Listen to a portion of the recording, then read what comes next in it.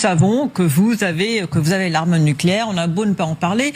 Pour rebondir sur ce que vous avez dit, Stéphane Golding, l'Inde et le Pakistan ont tous les deux été sanctionnés quand ils ont fait leurs tests nucléaires. Donc ce n'est pas du tout passé.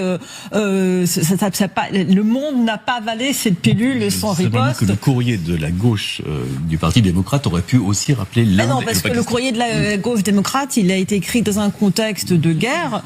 Une chose qu'il faut dire, et je crois que c'est très important quand on réfléchit à ce qui se passe aux États-Unis par rapport à Israël, c'est que cette guerre est en train. Déjà, il y avait une baisse du soutien inconditionnel pour Israël qui a toujours été aux États-Unis, non seulement chez la population, mais chez les deux partis politiques, républicains et démocrates.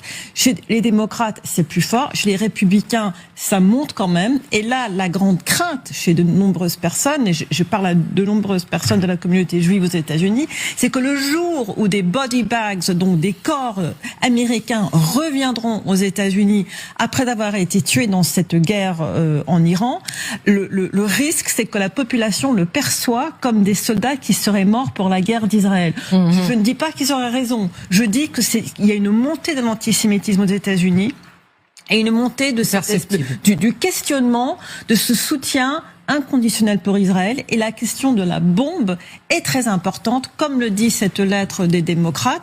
Pourquoi est-ce que nous faisons la guerre à l'Iran pour pas qu'il ait la bombe, alors qu'un pays qui n'a pas signé le traité de non-prolifération nucléaire, que l'Iran a signé, alors est-ce que ça veut dire quelque chose ou pas, on ne sait pas, et donc il y a une perception d'hypocrisie et d'immunité pour Israël qui n'est pas appliquée aux autres pays du monde.